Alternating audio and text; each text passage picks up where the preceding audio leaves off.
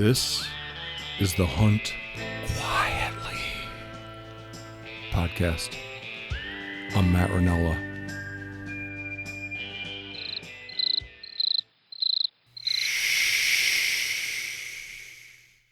Oh, yeah.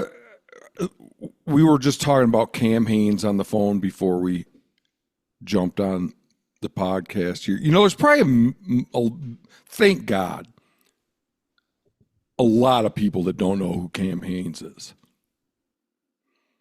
And if you don't, ladies and gentlemen, don't bother to find out. You ain't missing a thing. But okay, he's somebody we talk about a lot because he's terrible for hunting.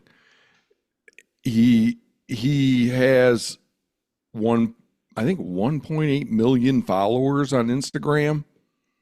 Yeah, it's something crazy. It's a lot. Yeah, and not all those people hunt. If they did, then he'd have 1 in 7 hunters following him. I'm sure some of those people follow him because he's a fitness guy too. Yeah, maybe the running community or the ultra marathon running community. He's a long distance runner and influencer.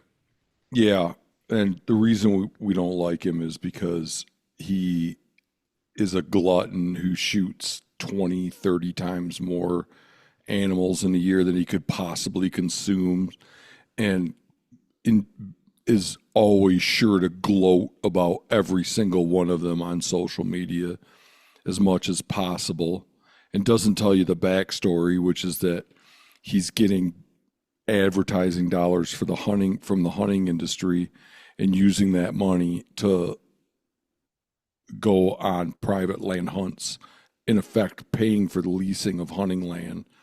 And when he shoots something, it's, $20,000, $30,000, $40,000 hunt that he's on.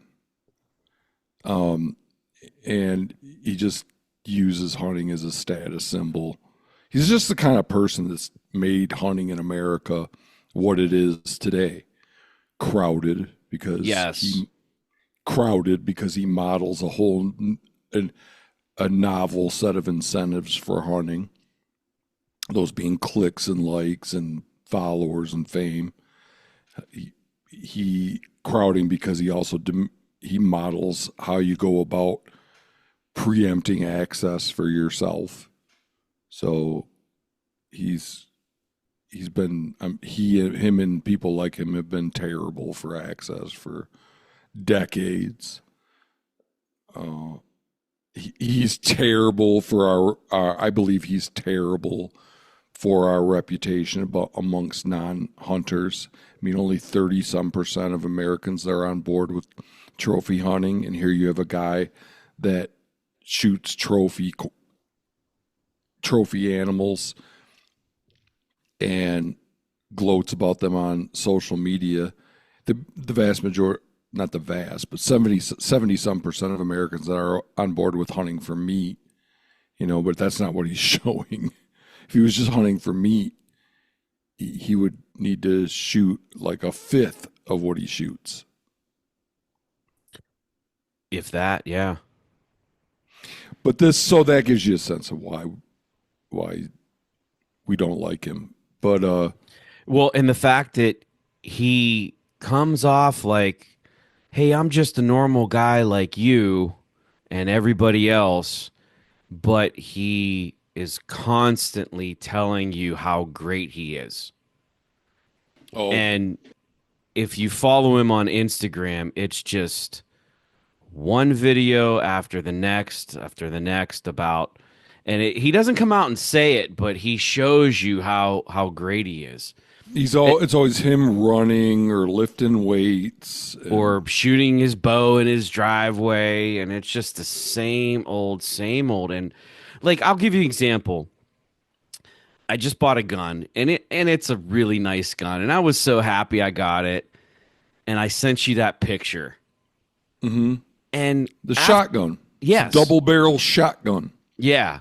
and I got a great deal on it. It's a CZ. It's really nice and it fits me perfectly. And but afterwards, like I felt braggy. I'm like, What? yeah, well, that's just I just felt a little braggy. Like I'm thinking, Really? well, I was thinking, what the hell does Anybody Matt? can take money and go buy a gun. It's not like an accomplishment. I know, but I was thinking like after I sent it to you and we texted back and forth, I was thinking, what the hell does Matt care if I bought a new shotgun? And I felt a little bit braggy, but Cam does that on a daily basis, multiple times a day. You know? I don't He's know. just he's a little bitch, man. He's just I wouldn't even care if he wasn't so terrible for hunting. If he was doing everything he does without the hunting component, I wouldn't care. There's some other guy that's like Cam but doesn't hunt. He's got a much bigger following. Oh, And really? I can never remember this guy's name. This is so stupid to bring it up when I can't even remember his name. But he has this entourage of women that he takes everywhere he goes. Well, I could see why people are following him. They want to see his interactions, I'm sure.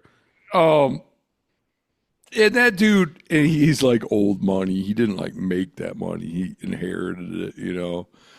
Uh, I don't care. Good for you. I still think you're a weenie, but I'm not enough that I'm gonna talk like post about you on Instagram. Yeah. I don't care. It's just that with Cam, he's fucking with something that's close to my heart, making a spectacle out of something that's close to my heart. And yeah, if you follow him or you've seen him, he carries meat out on his back. Well, carries whole animals out on his Yeah. back. Oh yeah. That's he carries whole animals on his back. And it's just hysterical to watch. Like I watched a video of him uh carrying an animal on his back and there's blood dripping down his back. Was this a There's deer? yeah.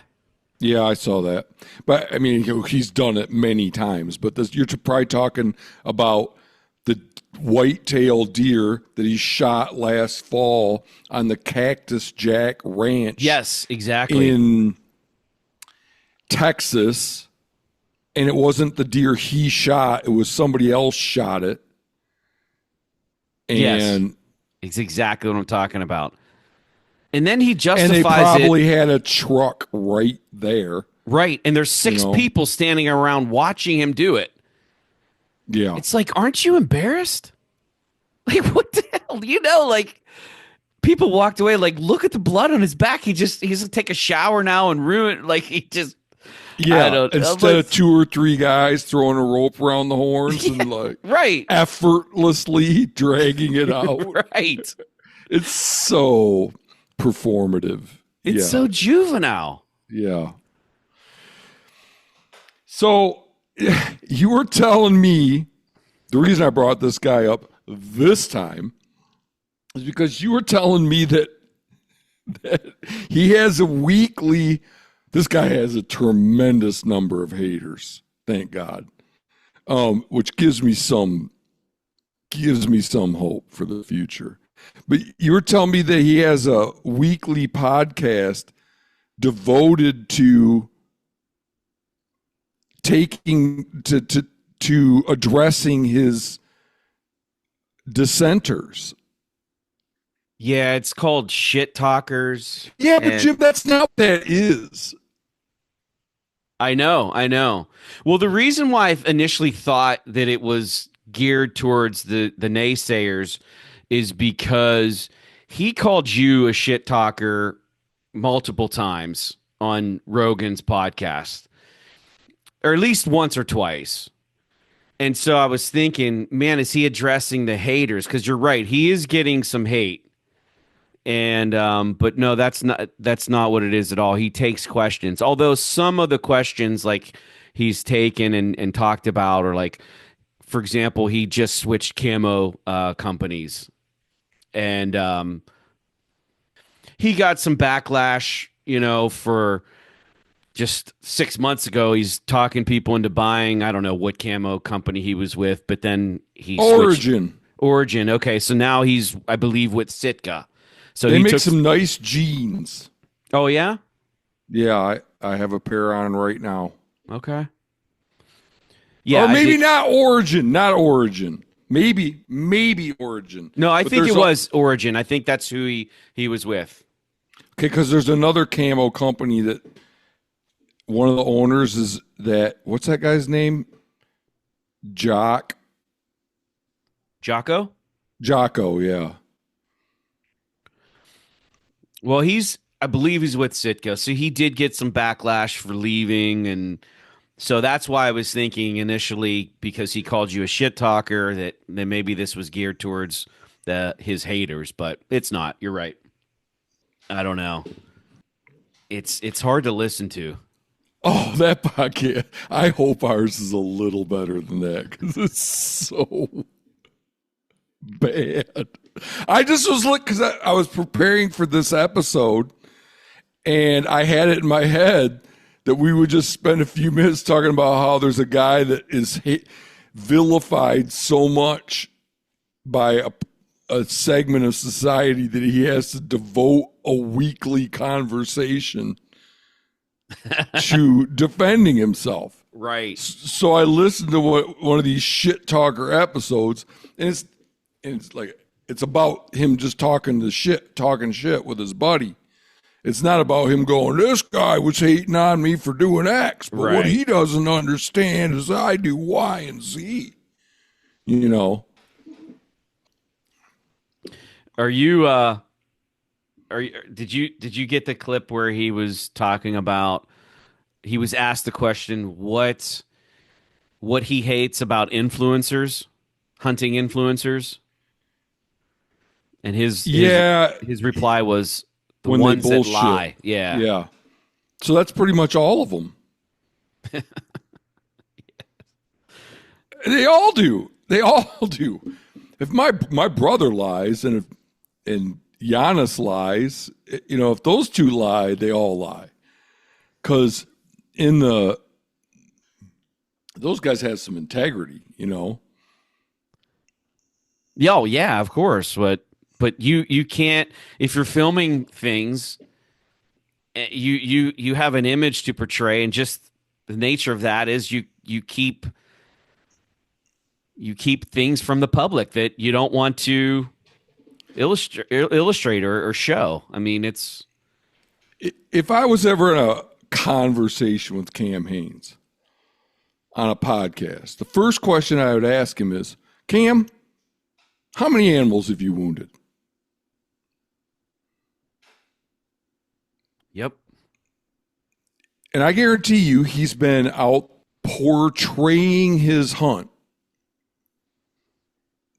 to on for a YouTube video or whatever, or a TV show, and wounded an animal.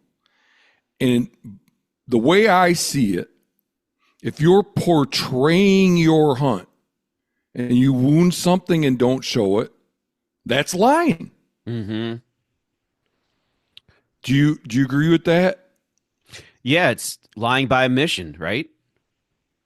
Yeah, I'd say, or yeah, I mean, like, is what was the first big reality TV show? It was Uh, Survivor, right? um, I think the first big one was like Real World, wasn't it, on MTV? Oh, Either so Real World or Survivor. Yeah, those in were. in real, what's the premise of that? It's a bunch of people living together, Yeah, yeah. and that's all staged, right? I think those early ones were pretty sincere, because I remember watching them. Like, we watched them in college and stuff, but they got ridiculous, and you know, people were on them to gain momentum and career status. But I think the first couple seasons might have been sincere. But yeah, those were the Survivor and Rural World. Yeah, for sure. What was Well, the dating show with the dude from Poison or Motley Crue? oh, Brett Michaels. He's from Pittsburgh. That show is so freaking cheesy. I You remember know, that. yeah, yeah. It's like it was like Survivor in that you know that when he once in a while had to figure out he had to cull a woman Yeah, right from right, the pool, right. and Should we and both there'd be be this. embarrassed that we watched that show? I watched it. I did not watch it regularly. I watched it maybe once, but it left an impression. Yeah, no, It I left an watched. impression like, holy shit, people actually watch this? Well, yeah, I was one of them, I guess. Do you recall? This is my recollection. Was that the moment of truth where there's a girl and he's talking to, and he's breaking it to her whether or not he's informing her as to whether or not she was going to remain a contender. He would say, Joanne,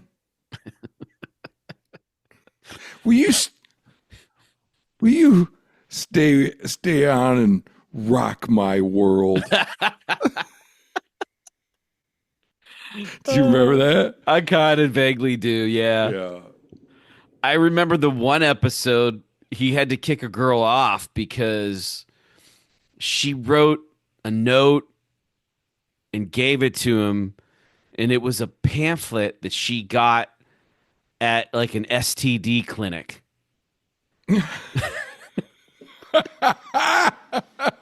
So yeah, is that shit fake? I don't know. He kicked her off the show. Like he was like, Yeah, but that could have been staged too. that could have been staged. I know that Oh, a lot of Deadliest Catch was staged. There's all kinds of fake stuff that happened on that show. I Or believe it. I talk about it in past tense. I think they still make that show. But yeah, Yeah. there was a lot of goofy stuff that, like, not true stuff. So yeah, it's an interesting thing to think about. I mean, Yeah, just the premise of outdoor hunting TV. You're creating these from the little bit I know about it, you're creating these scripts and what you want to capture and the theme of the episodes, right? I don't think anybody's just going and filming randomly. right, I right. mean, you tell me if I'm wrong, but I think when they're like, Well, I mean, it could well, when I was on Steve's show, it was not. It was a little bit like scripted. Like, tonight we're going to make this dinner around the campfire, you know, or you're going to go off this way this morning and I'm going to go off that way. But I mean, I guess that's kind of like the decisions you would make if you were hunting anyway. yeah, that's true. They might go, oh, we got to remember to get a little bit of footage of us doing this or that. Right. Yeah, that's true. But then, so I'd say Meat Eater is not scripted unless things go wrong, like the episode where he and Remy Warren were hunting javelina together, and Steve wounded one with his bow, and then went out and shot another one with his rifle, and pretended like it was the one he shot with his bow. I remember you telling me that. You sure you want to disclose that on I already have. I mean, yeah. have you? Yeah, and then there's some other ones. Like one time he was hunting in Washington and he shot an elk, and they had to let it sit overnight before they tracked it because they didn't have a good hit. And the next day there was some spoilage with the elk, and he acts pretty remorseful. But what he doesn't tell you is he had wounded one 2 days prior to that. You know.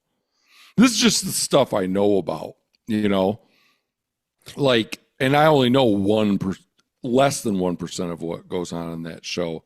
One time I went hunting with Giannis, and that hunt I went on with him was widely publicized on social media, but everything but the fact that he had uh, severely wounded two elk.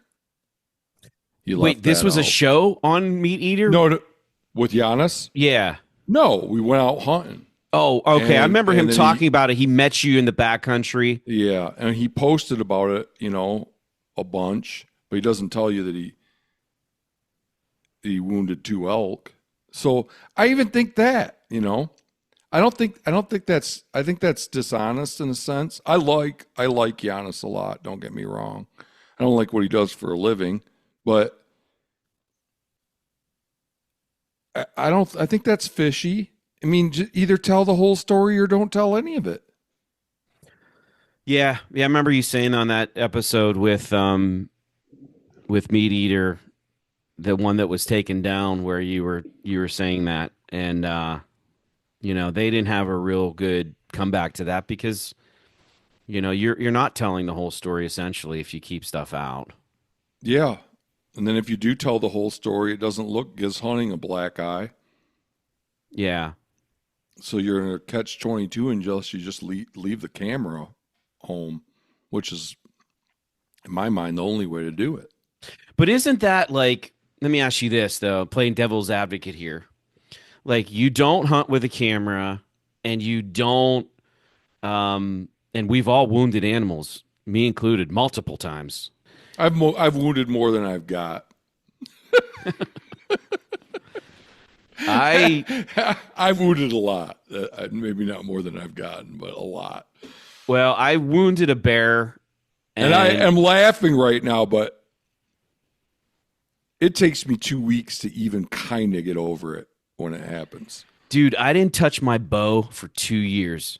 I shot a Oh, bear and didn't, and well, long story short, my friends found that it was claimed by a grizzly bear, but I was just sick to my stomach. I did not shoot my bow for 2 years, mm, hmm but that one still haunts me. What was my whole point of that? Oh, it's not something you come back to if you're talking hunting that you voluntarily tell people. So it's kind of like the same premise, just in without the camera. Like I don't come back and be like, "Oh, how was your hunting?" Ah, it was okay. I wounded a deer today. It's not something I put in the forefront of a conversation with people. yeah, but you're not portraying the rest of your hunt either. That's true. Yeah. Yep. That's true. So I don't. That's the difference to me. So we're going full circle on the whole thing about influencers and hunt influencers that Cam hates, and it's liars. He hates them all. So Yeah, on the way home, I was from work because I thought we were going to talk about this guy's podcast, weekly podcast, where he defends himself against his detractors. I'm like, all right, I'm going to listen to this guy for a few minutes. And I was listening to Shit Talkers Weekly 5. So he must only have been doing this for 5 weeks. And Jim, the entire way home from work, the entire 10-minute drive, it was all potty talk. like They were talking about ejaculating. They were talking about shitting. They were talking about the right and wrong way to show another man your ass cheek. what? Listen to it. Oh my God. You were telling me about it, but Yeah. it seems It's all the most immature dribble, God, I hope our podcast isn't like this. I hope it's not perceived like this. It's hard to know how you're perceived. I find it very difficult to understand how I'm perceived. well, I think if anybody listens to you, me, this podcast, even if they don't like our delivery, they could still understand that what we're doing and we're trying to bring light to some of the Yeah. shortcomings of the hunt industry, and that we want what everybody wants is better access, less competition, less people hunting for the wrong reasons. You know? Yeah. Yeah, dear listener, this is a deadly serious enterprise, and in our from our perspective, and even if we're goofing around a little bit. I mean, there's some of our episodes where it's just unquestionably not just talking. Like the well-researched ones, the ones that are the ones I'm most proud of. Well, that's what I was going to ask you to start off the podcast, sort of a philosophical question. What we're doing is mentally taxing.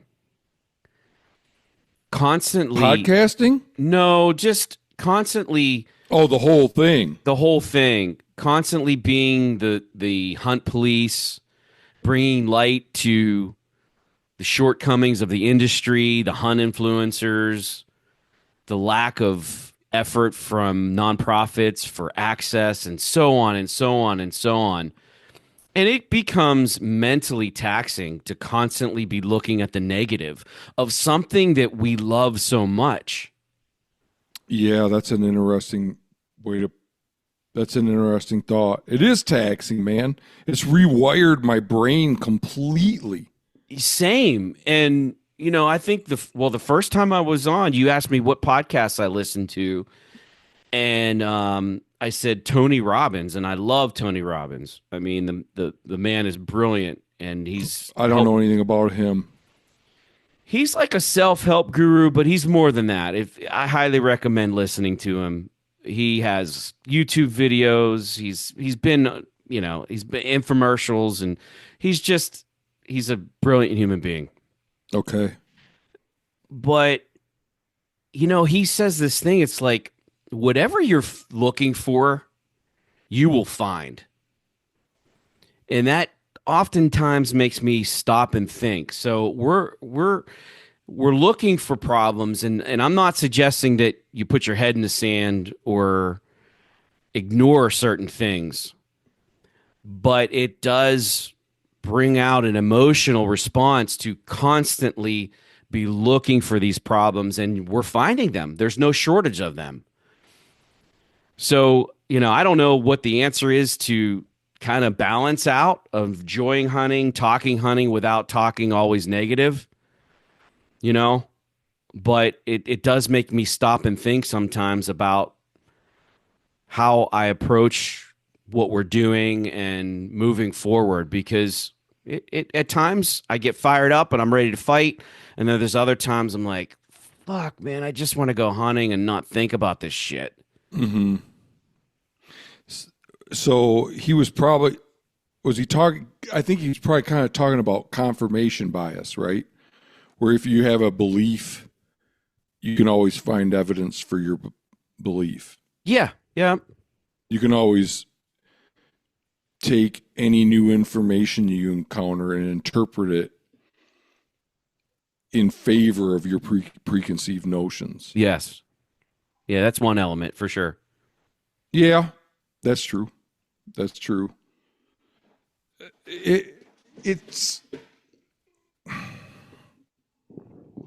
that doesn't make me feel like we're, and I know this wasn't what you were saying, but that doesn't make me feel like we're focused on the wrong problems. No, I absolutely agree. This is not an indictment on what we're doing. No, I know that. Yeah, I know that. I absolutely am committed to hunt quietly, hunters for access, and I think when we're old and we're looking back on this, I think we're going to be proud of some of the things we've done. But, and I shouldn't say but, because that, again, that's a Tony Robbins thing and negates what you just said. But it does make me stop and think about, well, if you keep looking for problems, you're going to find problems. Yeah. Is that okay? So what's his point there? If it or I would have thought that he was saying you will end up potentially emphasizing the wrong thing. If your mindset is anything in this area that I see is going to be, I'm going to take that as evidence for my preconceived beliefs. So then that whole thing looms large in your mind, and it becomes what the problem is, or what, you know, it becomes the dominant, the dominant issue to you, because you're already preconditioned to focus on it. Is that what he's saying? Or is he saying something else? Well, in that specific context, it's like he's talking about achievement and what you focus on. So if you're focused on getting better, if you're focused on improving your life, if you focus on outcomes, that's the direction you're moving. If you're constantly complaining, oh, I can't lose weight, oh, I can't find a better job, or oh, I have this, I have that, you're just going to get more of that. Okay. So it might not be entirely applicable to what we're doing, but I'm generally referring to the mental state that it puts you in. Uh-huh. So how would like a happy jack do hunt quietly? If you were like a glass half full kind of guy. Well, Mr. yeah, Positive, how would you then go about changing the culture? man, I think it would be a lot easier if the other side would at least agree that some of the things we're saying were relevant and true. Like, we can't even get the other side to agree to that. Like, for example, when you were on the Meat Eater podcast, you couldn't get them, and I don't know if you said this or not, but I don't know your exact words, but you couldn't even get them to admit that what they were doing was causing crowding. Right. And that's just like, there's no way that they cannot know that if they go somewhere, their viewers are going to want to do the same thing. It's just, yeah. There's no way that they don't know that. No, they know it. They know that. Steve has even told me he knows it. But he's not going to say it in front of his audience, though. Yeah. It's another way in which they're just like, all these guys are just full of shit. They are so constrained in what they can say. I think that your typical hunting celebrity knows that he's degrading the quality of the experience for other people. I think they know that. I think if they came to the table and said, okay, look, we realize there's collateral damage to spotlighting a certain species or a certain geographical area. We're doing our best to hide that, or we're doing our best to combat that. And how can we move forward with it so we both can coexist, where you don't spot burn, but you're still able to, in this case, produce an outdoor show. Well, you're still species burning. Mm-hmm. Yeah, that's like you just said. You said, highlight a particular species. How are they going to do a hunt without highlighting a particular species? Right. So I don't know, but at least it would be something we could work together on versus us just screaming off a building and nobody hearing us. But I'm talking about the industry folks not hearing us. I think what we're saying is resonating with people. You could see that on the Hunt Quietly Instagram. It's growing. People are in agreement with us. There's movement there. So I'm referring to the industry sort of like not listening to what we're saying. I just don't think there's a detente with the hunting industry, or not the hunting industry. I don't think there's a detente with hunting entertainment. Hunting entertainment has, okay, you got to say what you're trying to optimize. In my mind, we're trying to optimize the quality of hunting for people that do it for hide, horns, meat, and personal satisfaction. Yep. And It, I just don't. I believe that hunting entertainment has always been bad for that and will always be bad for that. Yeah. I don't see it how it could possibly be any other way. Yeah. But if you could just and I go back to this, like, eliminate the mass hunting shows and the ones that are just crap. And it goes back to what we're in agreement. Like, if you said this in a previous, I don't know what episode, if we could just go back to where there were like a couple of hunting magazines, publications, I mean, that would be so great if you could just rewind the clock. Yeah, that's what that's the whole premise of everything we're doing to me is to be like, look, if you really care about hunting, well, hunting entertainment is terrible for hunting. And, you know, uh, we should just stop looking at it. I mean, I've just said that stuff so many times, it's not even worth saying anymore unless, I mean, people that listen to this podcast regularly have just got to be sick of me hearing me say it. Yeah, I don't know what more to say about that other than, yeah, hunting media has unquestionably been terrible for your chances of drawing a tag, been terrible for your chances of getting a yes when you knock on a door, has been terrible for your chances of having a quality experience in some national forest. Uh, no doubt about it. Do you think that there's going to be a drop off in hunt numbers because of the things you just said? Like, eventually people are going to be like, "Yeah, I'm sick of watching Meat Eater. I'm sick of watching Cam Haines. Fuck hunting. I can't find anywhere to hunt. I'm over it." I don't know. I don't know if there will be or not. I I I feel much more comfortable saying that there's going to be continued drop off in hunt quality. You know, you could shrink the hunting community and still decrease hunt quality.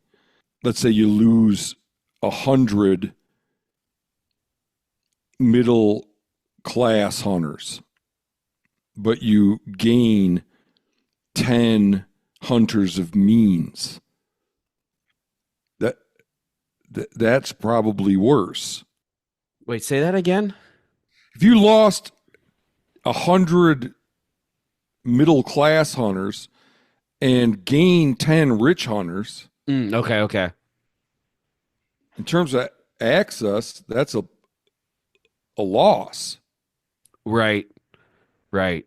Because the rich hunters are taking up more ground per Yeah. hunter than, I mean, I don't want any more hunters, rich or poor. yeah. Uh, Okay, so let's go back to Cam. So I'm a guy that's following him. He's piqued my interest on hunting, and I watch him go to the Cactus Jack Ranch, and I watch him shoot. What did we say?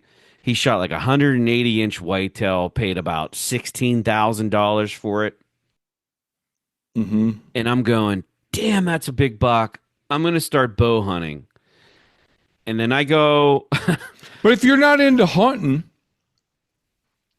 why would you even care that it's a big buck? How would you even know?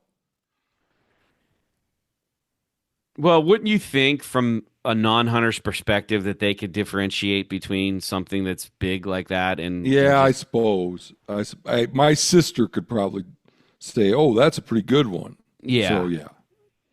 Although yeah, I don't know. I'm just playing out this scenario where a guy is influenced by Cam Haines and tries to duplicate his hunting experience and falls short and goes, "This isn't what I signed up for.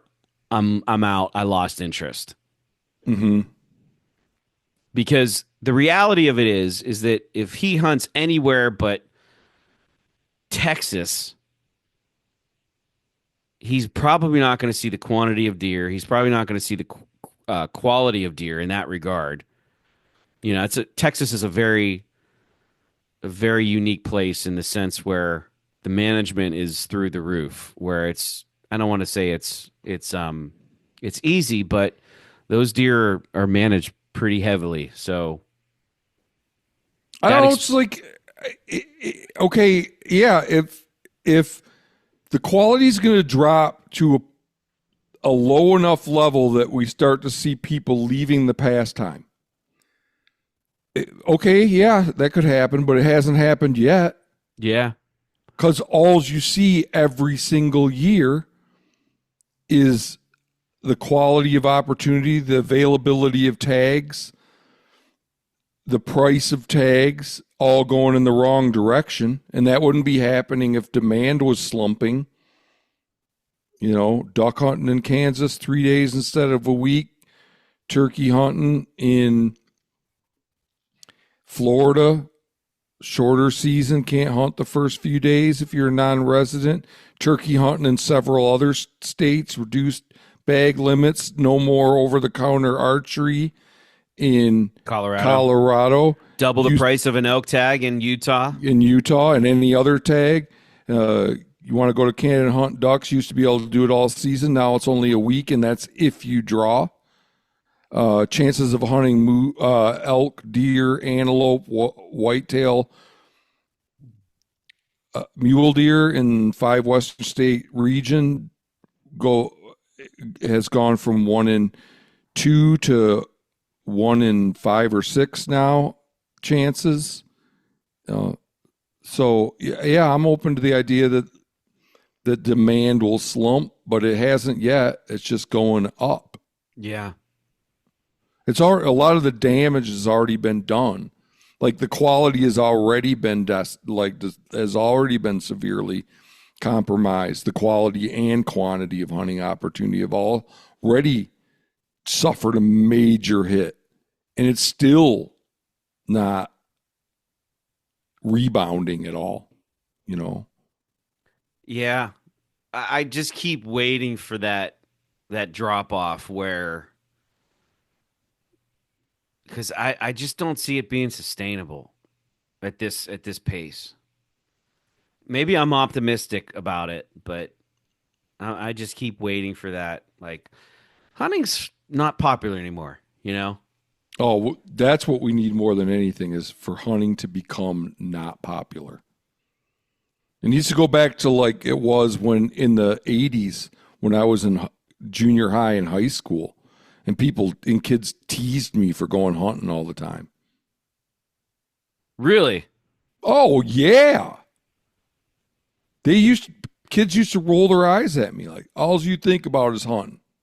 It's all you do. You know, that was a misfit because of it. No shit. Mm-hmm. That's what it needs to be. That's the way that's the right attitude. It should not be something that you brag about or that people slap you on the back about. Yeah. Yeah, it was definitely popular in my school. Like my school got the first day of our deer season off. That was like every year. They still do it, even though it's an opener on Saturday now in Pennsylvania. It used to Okay. be a Monday, but they still give the first day of buck season off. But yeah, it wasn't like everybody didn't do it. I think like when I was in high school and hunted, we had a few group guys in our group that hunted, and the other ones just was like it was just something that we did. That Oh did yeah, it was considered cheesy when I was a kid, where I grew up. I mean, we were both kids at the same time, but we went to different high schools together, you and me. But yeah, Yeah. it was, or maybe it's because I did so much of it that it was a subject of scorn. You know, if I had just been like, yeah, I do some hunting, I said that once a month instead of been like every day hunting. You know, then maybe they would have been more accepting of it. Yeah, now when you were in college, I'm sure you connected with people that hunted though, right? Yeah. Now in college, I was definitely somewhat of an outcast because at some point from junior high to high school to college, from high school to college, I took the jump into like full bore, like nonstop 24/7 hunting. Mm. And my college friends were like, "What the fuck is wrong with you?" You know? Hmm. So yeah, I was definitely like the outcast in college for sure. Okay. Yeah. So after I listened to 10 minutes of potty talk, they talked about going to a motocross event, Cam and his co-host. And then they started comparing, they did a comparison of hunting to motocross. Want to How's that listen to it? connection? Yeah, how did they make that connection? Here you go. Here's the coolest thing that I saw, and I see a lot of comments too, is so it's a smaller group of people that do that than hunt, apparently. I think it's like 5 million people, I don't know, do motocross. I don't know. But it's the number I was told. There's 14 million licensed hunters. So, and I was thinking about it too. It's like motocross still is like, it's not like there's a track everywhere. The shit's expensive, but the people there is like, thanks for coming. Thanks for helping grow the sport. Thanks for getting awareness to this. And I was like, man, this is a lot different than hunting. Because in hunting, you get crucified for growing the sport. Yeah. You're ruining everything. And their attitude is like, man, thank you. We want more people doing this. Even though it can be same barrier to entry, money, opportunity, tracks. The more people do it, the less chance, if your dream is to be a pro, Right. the more people doing it, your odds go down. Yep. They don't care. It's ridiculous. It's like they want more people to do motocross, even though if there's more people doing it, there'll be more talented people doing it, in which case you have the less chance of being the winner. So in order to make that comparison, It's so you bad. you would It's have to so like bad. you in order for that to be an apples to apple comparison, you would have to like compete to find the motorbikes to then actually race motocross. Oh, and there would have to be then to make a motorbike, you would have to rely on some natural resource that it was in extremely limited supply. Yes. Yeah, exactly. Like anybody could go out and buy a motorcycle and ride it.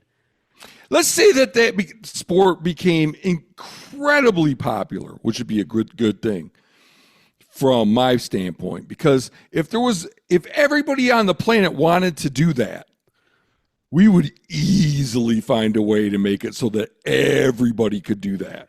It would be a good thing until you're in your tree stand and someone goes flying by you on a Well, sure. Okay. a dirt bike in I November. mean, we could accommodate if all 9 billion people wanted to do motocross, I still think we could accommodate that quite handily. Yes. We just make a shitload of motocross tracks, Yeah. you know.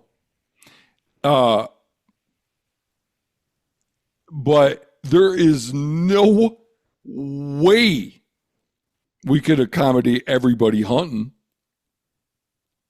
Dude, that's such a lame argument. It's so stupid. Yeah. It's so stupid. And he's like, you're ruining everything. I'm like, yeah, Cam, you are ruining everything. And, it's like, you realize it. If we haven't ruined everything, Cam, then how come you spend $16, $20, $30,000 to make sure that nobody's ruining your hunt?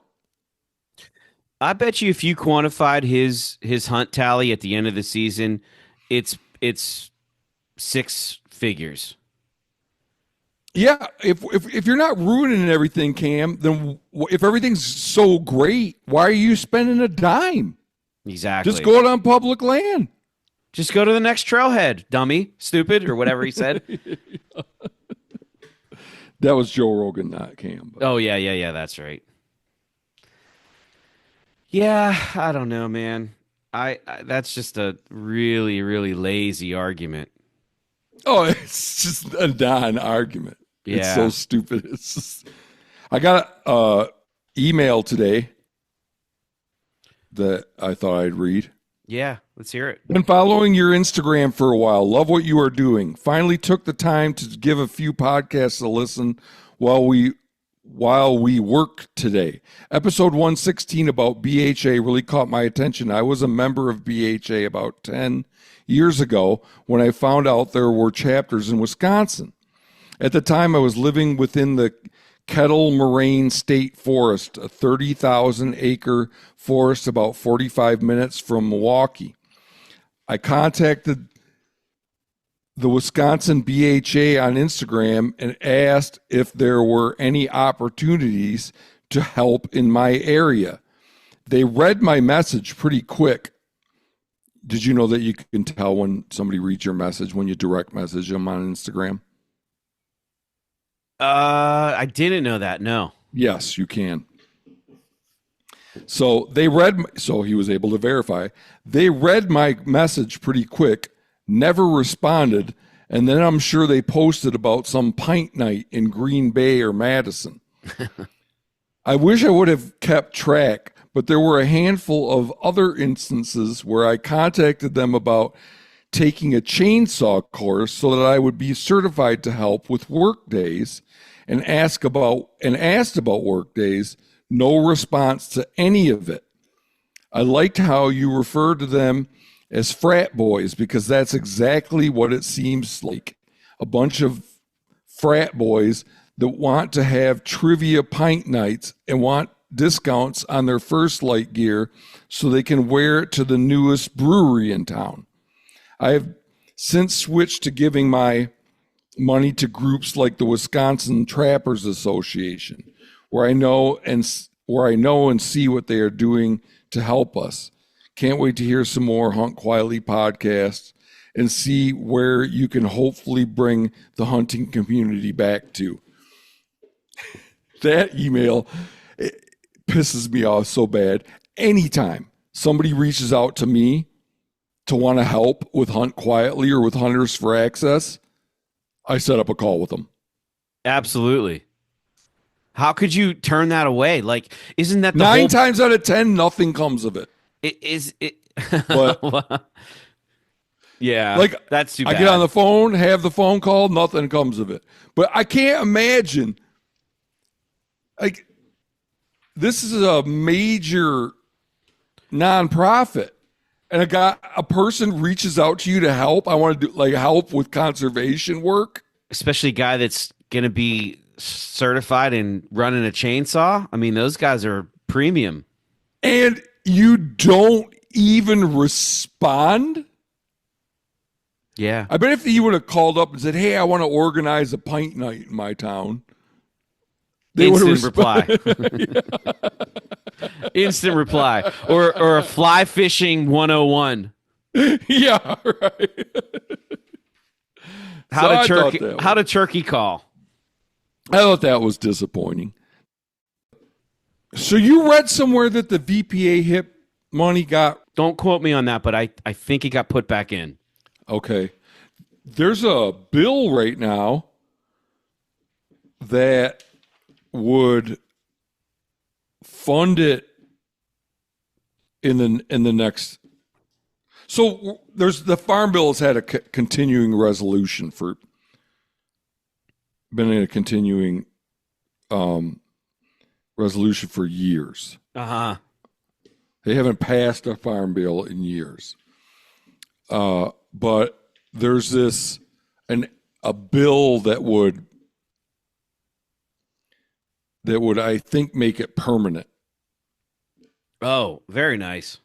So voluntary public access habitat improvement program, folks, is some farm bill money that pays landowners to allow public hunting and do habitat improvement. And it funds a lot of these little state programs that we try to support with our Hunters for Access initiative.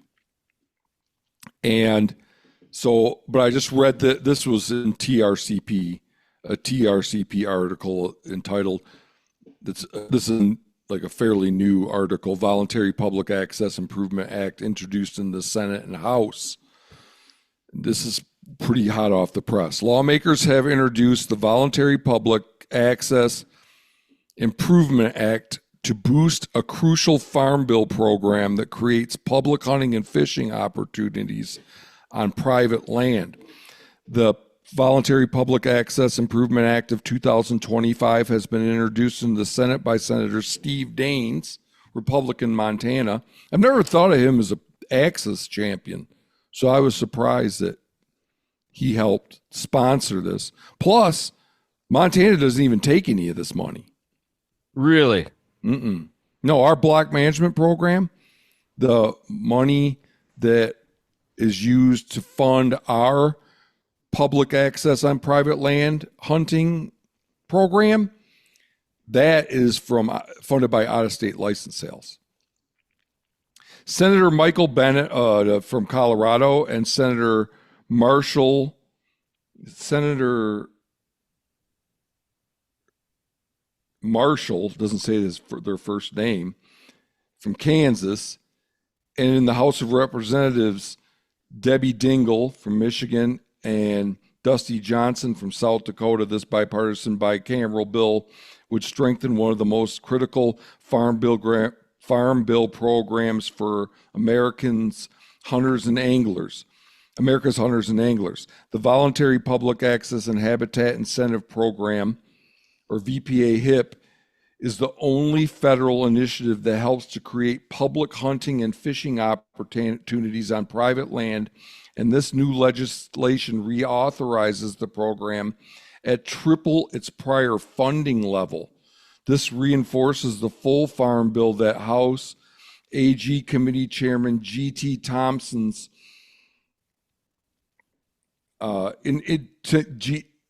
G.T. Thompson introduced last Congress, which proposed a similar funding increase to this critical program. Bipartisan bicameral bills like this are rare and show the value of this program to leaders across the political spectrum. Yeah, that's exactly what I read too. That's where I thought the funding was coming back in. Yep. Okay, but yeah, no, it's just a bill. It hasn't passed. It hasn't passed yet. Okay. Yeah, that's exactly what I read as well. Reason for hope, though. That would be a good thing. Oh, my God. That would be awesome. Permanent and three times the amount? 3 times the funding. And if they grow that program a little bit and these states start to see a few more acres enrolled, and then people start to really enjoy it, and then they get involved in Hunters for Access to try to grow the little programs. Yes, exactly. It could be a good thing. No doubt. So we're not just bitching and moaning. No, those kind of things give you hope. And that's exactly like going back to the Tony Robbins. Those are the things we're looking for. Like those are the things we want to find. And we want to bring more. And then the negativity disappears. Right. I was going to ask you, what are your thoughts about technology and how it's moving and the lack of conversation that exists in the hunt community about it? Meaning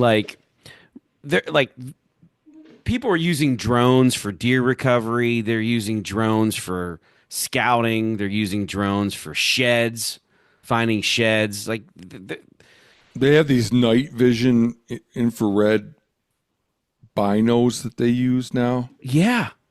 They have in a lot of states. They have a rangefinder that you could range that connects with your Onyx maps or your mapping software, that if you spot a deer across the valley, it will give you the coordinates on the app that you have. So you could absolutely range it from 1,000 yards away and then walk right to the animal. I don't like that stuff at all. It's a collective action problem, meaning that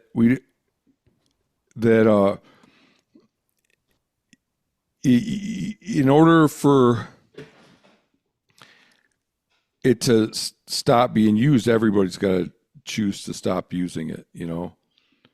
I'm not going to I don't like it, so I'm not going to use it. That's not going to do anything. Right.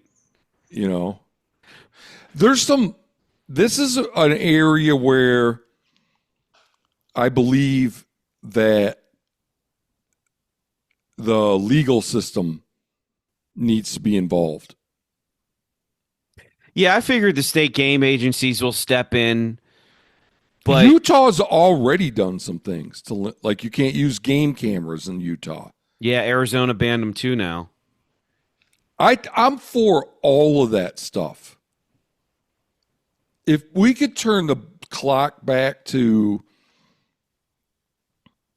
I don't know, this is so,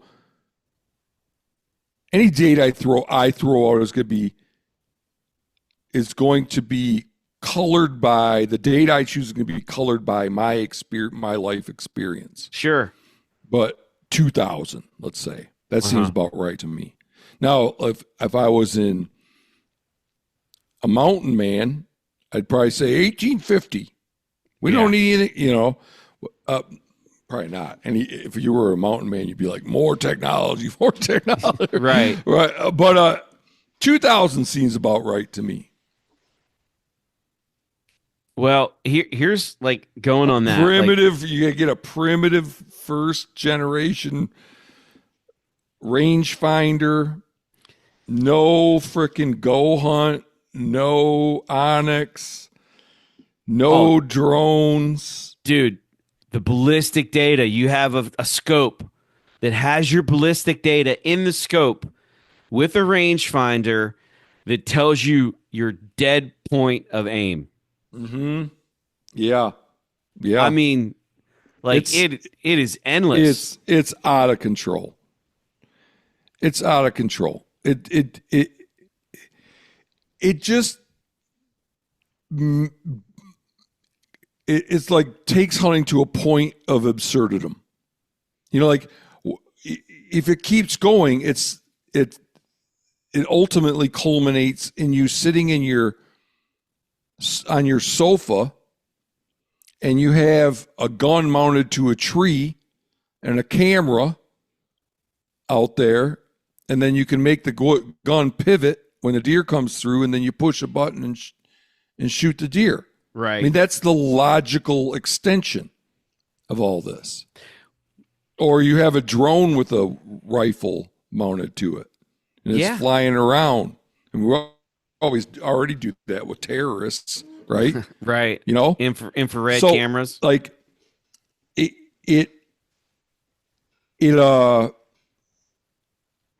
the logical conclusion of it is that it just becomes like a video game. And I am not for hunting becoming any more like a video game than it already is. I agree. I already feel a little shitty about using my Vexlar when I'm ice fishing. What's a Vexlar? Oh, it's a flasher. It shows when the fish comes through. You can see like a little band of light on the screen. Oh, wow. Okay. That's some old technology. Like that's some 1980 technology. And then there's the forward-facing sonar that I guess is all the excitement in the fishing industry. You mean a side scope? Is that what you're talking about? Well, the fish finders now, you could see it's like having a camera down there. You could see I don't know. I think it's forward-facing sonar. Well, yeah. They also make a camera. Yeah. Doesn't do you much good if the water's dirty, but. Yeah, I don't know. But just to give you some context, and when I was thinking about I've been wanting to talk about this for a while now because I saw some videos of people using drones to, like, if they're ocean fishing, like they'll take it. They're on the shore and they'll take the bait and take the drone. Will carry the bait way out there Way out there. Oh. and then Did you drop see it. they just outlawed fishing for sharks off the beach in Massachusetts?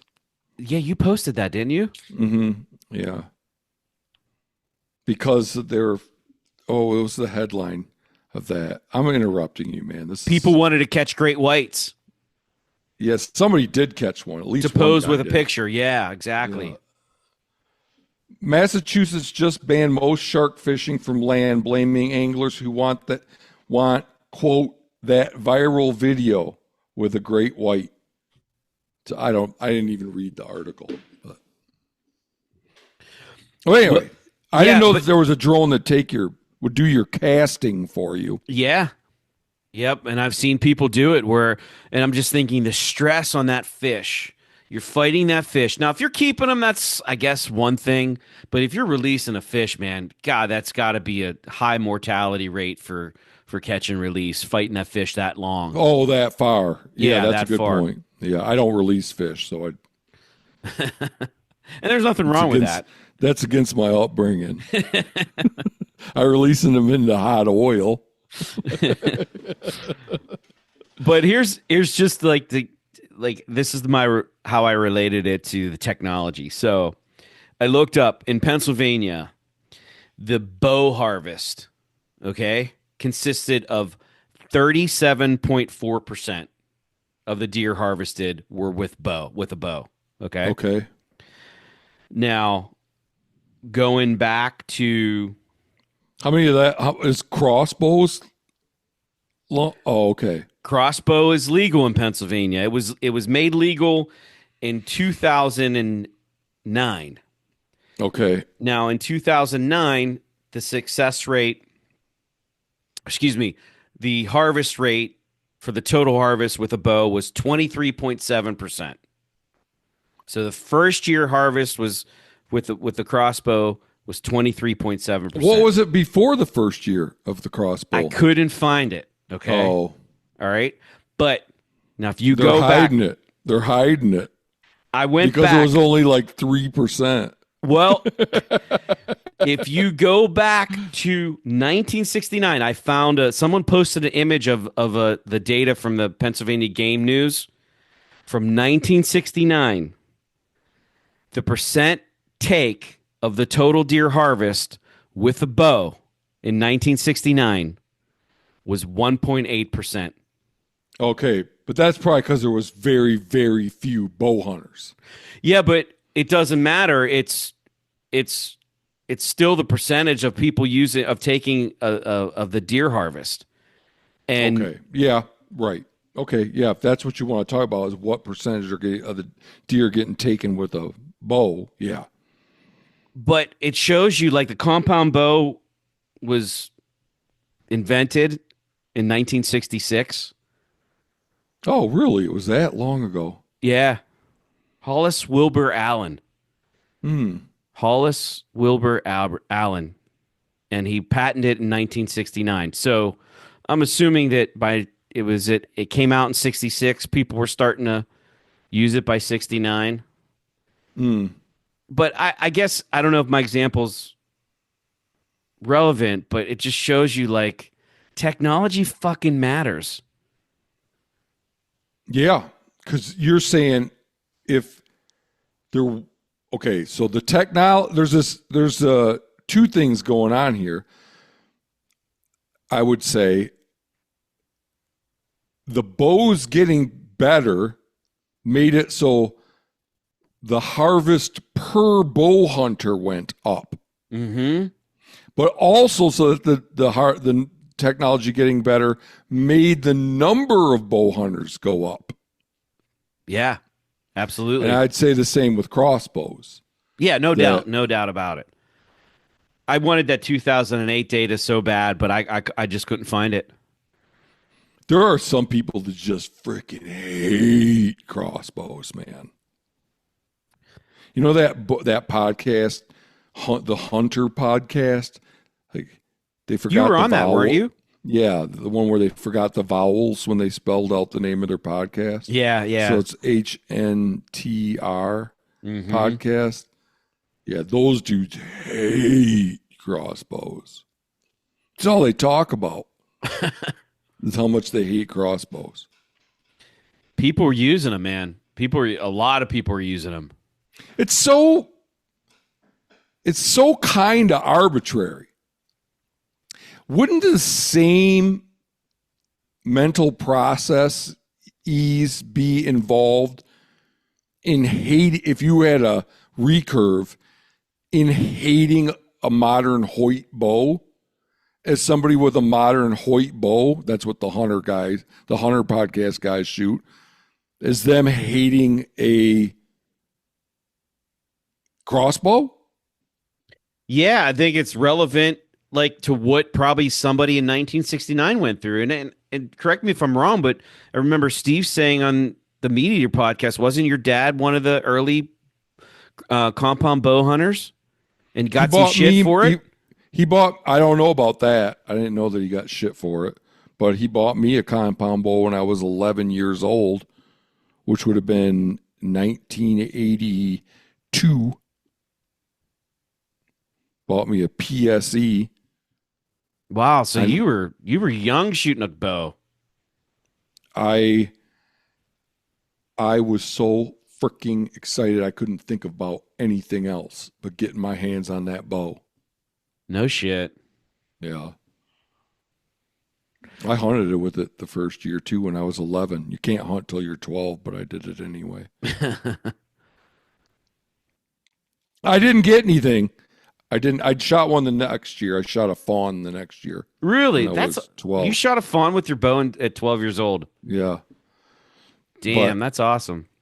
those first couple of years when it would get dark, if my dad wouldn't show up right away to get me out of the tree stand, I'd start hollering, Oh. Dad! Dad! I used to get so scared in the dark. Yeah, full disclosure, I hate the dark. I still hate the dark. You still hate the I dark? still hate the dark, yeah. Oh, it doesn't bother me at all anymore. It did until I was in my mid 20s, though. I was still scared of it. But then when I moved to Montana, I got over it. I walk for miles in the dark in the mountains. I don't even turn my headlight on. Don't even think about it, you know. You know, it never dawns on me, no pun intended, in the morning. Like when I'm in the dark and I know it's morning, like, I know it's getting light, but I am aware of it, like how far my walk is back if I'm evening hunting. Yeah, I'm aware of it in the evening for sure. The most scared I've ever been was, and I've done this multiple times, it scared me every time. But it gets dark, and then I lower my tree stand down and all my stuff, and then I get down, pick everything up, and I start walking, and I hear right behind me. Uh-huh. You know this? You know where I'm going with this? No, I don't. And I'm like, what the hell was that? I'm like, oh, I guess it was nothing. And I'll take a couple more steps. It's like when you lower your shit down, get down there and pick it up, and then you forgot to untie your rope from your bow, and you're dragging it behind you. Oh, man, there's a demon snake following you through the oak leaves, you know. Well, from an evolutionary standpoint, we're wired to be afraid of the dark. Yeah, apparently.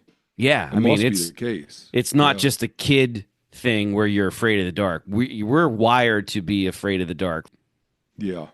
But I remember one time we were in our 20s and me and my buddy Dino, we were hanging tree stands and we're like, we didn't have flashlights. We were a decent ways back. And I don't know what, I think now after listening to sounds, we get trapped in the dark, no flashlights. We're trying to find our way out. And I think it was a fox. Have you ever heard a fox make a screech?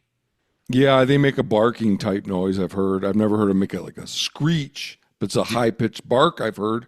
Dude, you talk about like we're in our 20s, two grown men holding each other shoulder to shoulder,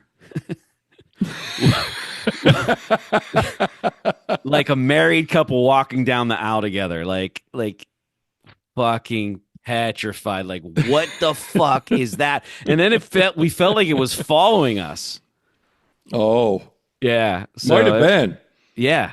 A friend of mine, my friend Miles, just had a fox following him around. Or not a week ago. He was telling me he was checking his minnow traps, and there was a fox that was barking at him and following him. Yeah, you combine that with not knowing what it was in the middle of the night, Oh yeah, with no flashlights. that'll do it. That'll do it for sure. Yeah. But yeah, I just thought like I think the whole thing with the technology, it's got to be addressed as game populations plummet, as opportunities diminish, and success rates are sky high. It's something that doesn't get talked about enough, in my opinion. Where are you with it? Oh, what about where are you at with? Okay, if you were in charge in Pennsylvania, rangefinders, Legal. scopes, Like rangefinders with scopes and no, ballistic like data. rifle scope. Oh, legal. I'm like 1980s data, like 1980s technology. Yeah, everything that was legal in 1980.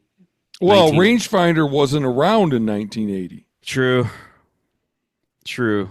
Yeah, I'm still pro rangefinder. And a scope, adjustable power scope Damn, is okay. you're putting me on the spot. Yeah, I think I would cap it at. Or fixed power. Yeah, no, I'm okay with being able to dial your scope and all that. What I don't, Okay. I would eliminate the ability to put your ballistic data in and give you the dead aim point. Yeah, I would eliminate that technology. Compound bows. Legal for sure. And just all, they can still continue to trick them out just like they're doing every year, supposedly, but they're really not, because there's like really not that much difference between a 2012 and a 2025 bow. Yeah, I Or would would be you okay. stop it at like the 1990 PSE with a pulley that's big around as the base of a pop can? Yeah, I might cap it at 19 or 2005. How about that? 2005. Okay. It's a hard question to answer, because if I was going to just do it in my own, for just what I think would be best for me, it'd be different than what I think would be best for everybody. Yeah. Because if I was like doing it for me, I'm like, okay, here's what we're going to do to make it so that I think hunting will be it'll require the most amount of skill. It'll discourage people that aren't serious from getting into it. I'm doing the law for me. Then it'd be a muzzle loader and a recurve.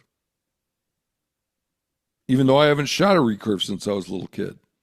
If I could just make the whole world, that's what we're going to do. Muzzle loaders and recurves. I would push that button. No shit. Oh, absolutely I would. You'd see a lot more animals roaming the earth right now if that were the case. But if I was going to, I'm factoring everybody's wishes, factoring in what it's best for everybody, then I don't know, I would stop at about, like I say, 2,000. Mm-hmm. I would definitely get rid of trail cameras. Mm-hmm. These guys Yeah. that name bucks and have pictures of them, there's nothing better than sitting in the woods and not knowing what's going to walk by you. Oh yeah, the deer comes in, he's pretty good, and you've never even seen him before. Yep.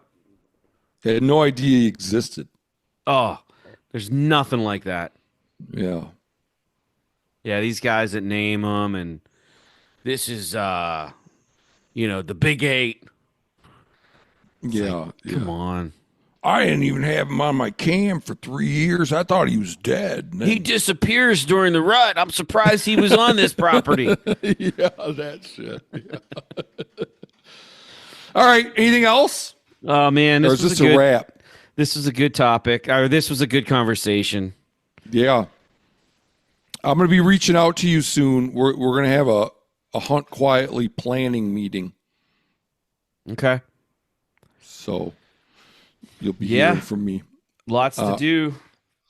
Yeah. Rich Essman, the guy that makes the news, edits the newsletter, Yeah. he's got some ideas for kind of structuring us a little bit into some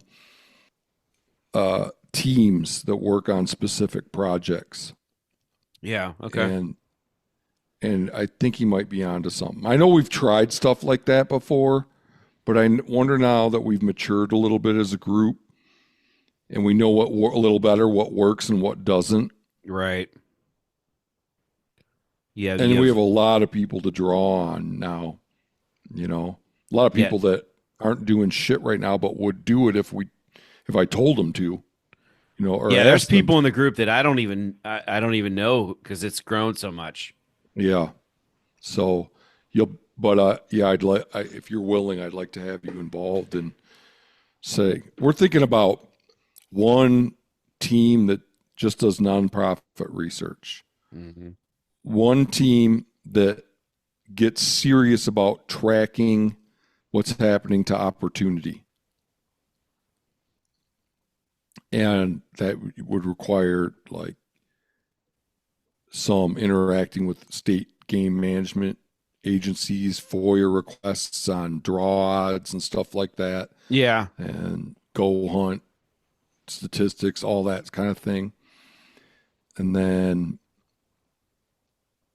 one team is just devoted to trying to find companies that don't turn our stomachs,